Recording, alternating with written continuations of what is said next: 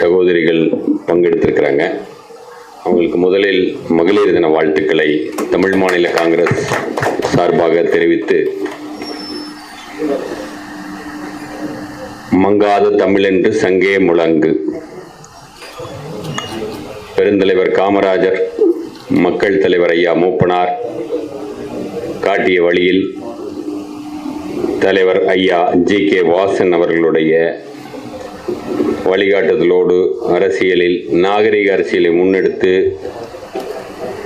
இயங்கிக் கொண்டிருக்கின்ற எங்களுடைய தமிழ் மாநில காங்கிரஸ் சார்பில் இந்த நல்ல நிகழ்விற்கு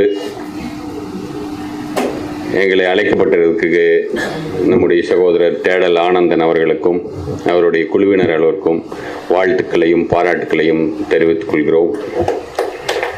இன்றைய தகவல் தொழில்நுட்ப உலகில் எல்லா துறையிலும் சிறிதும் பெரிதுமாக தகவல் தொழில்நுட்பம் இன்றி அணுவும் அசையாத ஒரு சூழல் இருப்பது நமக்கு எல்லாத்துக்கும் தெரியும். அந்த அடிப்படையில் இன்னைக்கு அரசியலுக்கும் அது தேவையாக இருக்குது அப்படிங்கிற ஒரு நல்ல முன்னெடுப்பு எடுத்திருக்காங்க. இது ஆல்ரெடி இந்தியா லெவலில் நிறையா கம்பெனிஸ் எல்லாமே போயிட்டுருக்காங்க. அது கூட இவங்களும் சேர்ந்து இப்போ வந்திருக்காங்க. இது நமக்கெல்லாம் கிடைக்கிற அளவுக்கு கொண்டு வர்றதுக்கான தொழில்நுட்பங்களை இவங்க எடுத்துகிட்டு வந்துட்டுருக்காங்க. அதுக்கு இவங்களை நம்ம பாராட்டலாம், வாழ்த்தலாம். இவங்களோடு எதிர்காலத்தில் பயணிக்கக்கூடிய வாய்ப்பு நமக்கு கிடைக்கும். ஏன்னா ஒரு சாதாரண மனிதன் இன்னைக்கு ஒரு சொன்னார்ல, பெரிய கட்சிகளுக்கு ஓட்டர் லிஸ்ட்டு கிடைக்கும், சாதாரண மனிதர்களுக்கு ஒரு சுயேட்சை கேண்டிடேட்டுக்கு ஒரு ஓட்டர் லிஸ்ட் கிடைக்காது, ஒரு டேட்டா பேஸ் கிடைக்காது. அவங்களுக்கு ஒரு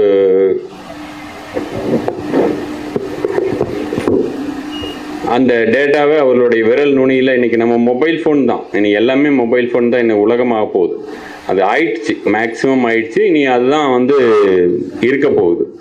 தகவல் தொழில்நுட்பம் இந்த அறிவியலுடைய முன்னேற்றத்தில் இது இன்னும் போய் மக்களை நல்லா சேர்ந்து இது மாதிரி விஷயங்களையெல்லாம் கொண்டு போய் சேரணும்.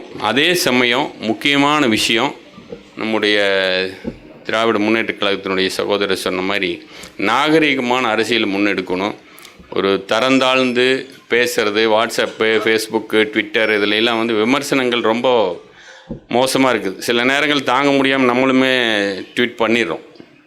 அது என்ன எதிராளி என்ன கையில் எடுக்கிறாங்க அப்படிங்கிற விஷயத்த. ஆனால் எல்லாருமே ஒரு நம்ம நாகரிகமான சமுதாயத்தை நோக்கி போயிட்டுருக்குறோம். இன்னும் நிறையா கற்கால மனிதர்கள் இல்லை, நாகரிகமான சமுதாயம் போயிட்டுருக்குறோம்.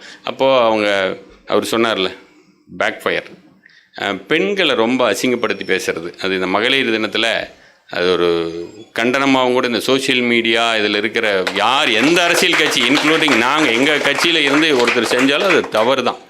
அந்த விஷயங்களில் சில நேரங்கள் நாங்களும் தடுமாறிடுறோம், இல்லைன்னெல்லா சொல்ல. அது அந்த மாதிரி சூழல் உருவாக்காமல் நியாயமான விமர்சனம் வைங்க, தவறாக சுட்டி காட்டுங்க, அந்த தவறுக்கு நேரடியாக பதில் சொல்லுங்கள். தவறு இல்லைன்னா தவறு இல்லைங்கிறத காட்டலாம். ஏன்னா ஒரு விஷயம் இன்றைக்கி பொது வழியில் வந்துருச்சு. இப்போ நான் இன்றைக்கி நான் பேசுகிறது ஒரு மிஸ்டேக்னா நாளைக்கு எடுத்து போட்டுருவாங்க. அதுக்கு தவறுக்கு நான் பொறுப்பாளி ஆகணும். அதை விட்டுட்டு அதுக்கு சமாதானப்படுத்துகிறேங்கிற பேரில் ஒரு மோசமான விமர்சனங்கள், மோசமான வார்த்தைகளை போடுறதெல்லாம் தடுக்கக்கூடிய அளவில் உங்களோட டெக்னாலஜியில் இன்னும் டெவலப் பண்ணணும். அது தேவை அப்படிங்கிறது ஃபில்டரைஸ் ஆகணும். அதுக்கு இப்போ கமிட்டி ஒன்று போட்டிருக்காங்கன்னு சொல்கிறாங்க. அது பரவாயில்ல, வரவேற்கத்தக்க முடிவு. அதே சமயம் இதெல்லாம் ஆரம்பத்திலே ஃபில்டர் ஆகிடணும். இப்போது ஃபேஸ்புக்கில் ஒரு ரொம்ப வீடியோஸ் எல்லாம் ஆக்சிடெண்ட்டான வீடியோஸ் எல்லாம் ஸ்ட்ரிக்ட்லி ப்ராஹிபிட்டட் ஆகிடுது. அந்த மாதிரி ஒரு நுட்பங்களையெல்லாம் கொண்டு வரணும் அப்படிங்கிறது மிக முக்கியமான தேவையாக இருக்குது. இன்றைக்கி ரெண்டு பேருமே பிஜேபியும் அவர் அண்ணா சொன்னார், டிஎம்கே சொன்னாங்க, ரெண்டு பேரும் பயங்கரமாக சண்டையாக இருந்தது. அந்த சண்டைகள் தேவை ஆரோக்கியமாக இருக்கணும். அவங்க செஞ்ச நல்லதை சொல்லுங்கள், இவங்க செஞ்ச நல்லதை சொல்லுங்கள், அதுக்கு உண்டான விஷயங்களை முன்னெடுத்து செல்லுங்கள் அப்படிங்கிற ஒரு விஷயத்தை முன் வச்சு ஒரு நல்ல அரசியல் சூழல், நல்ல நாகரிகமான அரசியல் சூழல், மக்களுக்கு போய் சேர வேண்டிய அரசியல் சூழலாக இங்கே இருக்கணும். நீங்கள் இன்றைக்கி ஆனந்தன் சொன்ன மாதிரி அரசியலில் காசு சம்பாதிக்க வேண்டாம், அரசியல் வைத்து காசு சம்பாதிக்கணும் அப்படிங்கிறது தொழில் முனைவோர்களுக்கு இது இந்த பிளாட்ஃபார்ம் தேவையாக இருக்குது. ஆனால் அரசியல் கட்சிகள் இன்றைக்கி இருக்கிற சூழ்நிலை மிக மிக மோசமான ஒரு சூழ்நிலையில் போயிட்டுருக்குது. அது ஏகதேச கட்சிகள் வந்து இந்த லஞ்சம் ஊழல் இதில் மக்கள் ரொம்ப பாதிக்கப்படுறாங்க. இன்றைக்கி சுதந்திரம் வாங்கி 76 ஆண்டுகளால் ஆயிடுச்சு. இன்னும் ஒரு வேளை உணவின்றி இரவு தூங்க செல்கின்ற இந்தியர்கள் உள்ளனர். இதுக்கு எல்லாரும் வெட்கப்படணும். இங்கே இருக்கிற அனைத்து அரசியல் கட்சி, நான் உட்பட, எங்கள் தலைவர் உட்பட, காங்கிரஸ், பிஜேபி, இடதுசாரி இயக்கங்கள், திமுக, அண்ணா திமுக, இன்னும் பிற நாம் தமிழர், எந்த கட்சி அரசியல்வாதியாக இருந்தாலும் சரி, வெள்ளச்சட்டை போட்டு ரோட்டில் போகிறோம்னா இது ஒரு நிமிஷம் யோசித்து பார்க்க வேண்டிய கட்டாயத்தில் நம்ம இருக்கிறோம். இதெல்லாம் எந்த வகையில் தீர்வு கிடைக்கும்? இதெல்லாம் தொழில்நுட்பம் வாயிமாக தீர்வு கிடைக்குமா அப்படிங்கிறது பார்க்கணும். இன்றைக்கி வந்து தொழில்நுட்பம் தான் இந்த உலகத்தை அனைத்து விஷயங்கள் நிர்ணயிக்குது. அதில் வந்து இதெல்லாம் ஏதாவது தீர்மானம் இது பண்ணணும். என்னுடைய நம்ம வீதியில் இருக்கிற ஒரு பாட்டிக்கு முதியோர் பென்ஷன் கிடைக்கிறதுக்கு எளிமையாக இருக்கணும். அந்த தொழில்நுட்பங்களை எல்லாம் வந்து அரசுக்கு வந்து இவங்கெல்லாம் எலெக்ஷன் கமிஷனுக்கு மட்டும் இல்லை, நீங்கள் அரசுக்கும் வந்து உதவியாக இந்த தொழில்நுட்பங்களை எல்லாம் கொண்டு சேர்க்கணும்.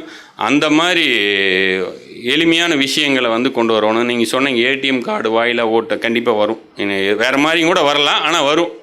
நம்ம போய் இஷ்டப்பட்ட நேரத்தில் 24 மணி நேரத்தில் எப்போ வேணாலும் ஓட்டு போட்டுக்கலாம். அப்படியாவது 100% ஓட்டு, 99% ஓட்டு வருமாங்கிறது நம்ம ஏன்னா அப்போ தான் உண்மையான ஜனநாயகத்துடைய ஸ்ட்ராங் என்னன்னு தெரியும். இப்போ இதில் நல்லதும் இருக்குது, நல்லது 90 இருக்குதுன்னா 10 கெட்டது இருக்குது. அந்த 10 கெட்டது வந்து பாதிச்சிடக்கூடாது அப்படிங்கிற விஷயத்தை முன் வச்சுக்கிறேன்.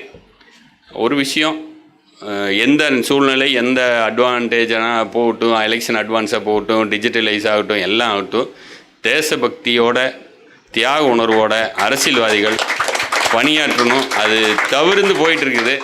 நாகரீகமான அரசியலை முன்னெடுக்கணும், தியாக உணர்வோடு இருக்கிற அரசியலை முன்னெடுக்கணும், தேசபக்தியோடு இருக்கிற அரசியலை முன்னெடுக்கணும். அப்படிங்கிற இந்த நேரத்தில் வச்சுட்டு காலையில் எங்கள் தலைவர்கிட்ட இந்த விஷயமா பேசினேன். அவர் என்னுடைய வாழ்த்துக்களை சொல்லிடுங்க அப்படின்னு சொல்லி அந்த அமைப்புக்கு சொல்லிடுங்கன்னாரு. அவரோட சார்பாக எங்கள் மாவட்டத்தில் இன்றைக்கி வர முடியல. அவருடைய ரவிக்குமார் அவர்கள் சார்பாக உங்களுக்கு மீண்டும் ஒரு முறை வாழ்த்துக்களையும் பாராட்டுக்களையும் தெரிவித்து, இங்கே பங்கேற்றிருக்கக்கூடிய எனது பெரிய நண்பர்கள், என்னுடைய மிகச்சிறந்த நண்பர் திரு கோபி அவர்கள், நான் அவர் ஒரே தளத்தில் ஒரே காலத்தில் நான் ஒரு 5 வருஷம் முன்னால் வந்திருப்பேன், ஒரு 5 வருஷம் பின்னால் வந்திருப்பேன். நாங்கள் ஒரே அணியில் பணியாற்றி இருக்கிறோம். அது ரொம்ப அதெல்லாம் நினைவு இருக்குது. இன்றைக்கி அவருடைய உயரம் வந்து காங்கிரஸ் கட்சியில் மிகச்சிறந்த இருக்குது. அதுக்கு ஒரு பெருமையாக இருக்குது. என்னுடைய தம்பி திருப்பதி, அவர் எங்களோட ஒரு 30 வருஷமாக நாங்கள் ஒரு நட்பு. ஒரு இடதுசாரி இருந்தாலும் எங்கூட டெய்லி சண்டை போடுவார். அந்த மாதிரி எல்லா இயக்க தோழரும் வந்திருக்கிறாங்க. திராவிட முன்னேற்ற பக்கத்தில் வந்து உட்காந்து பேசிகிட்டு இருந்தார். அண்ணன் பிஜேபியிலேருந்து இருக்கார். திரு விஜய் அவர்களுடைய இயக்கத்தில் வந்திருக்காங்க. அண்ணன் சீமான் அவர்களுடைய இயக்கத்திலேருந்து சகோதரலாம் வந்திருக்காங்க. இன்னும் பிற அரசியல் இயக்கங்கள்லேருந்து வந்த அத்துணை பேர்த்துக்களும் வாழ்த்துக்களையும் பாராட்டி, என்னோடு எங்கள் இயக்கத்திலேருந்து வந்திருக்கக்கூடிய அனைத்து நண்பர்களுக்கும் இந்த நேரத்தில் வாழ்த்துக்களையும் பாராட்டுக்களையும் தெரிவித்து, உங்களுடைய நல்ல நோக்கம் நிச்சயம் வெற்றி பெற என்னுடைய வாழ்த்துக்களையும் பாராட்டுக்களையும் தெரிவித்து நடைபெறுகிறேன். நன்றி, வணக்கம், ஜெய்ஹிந்த்.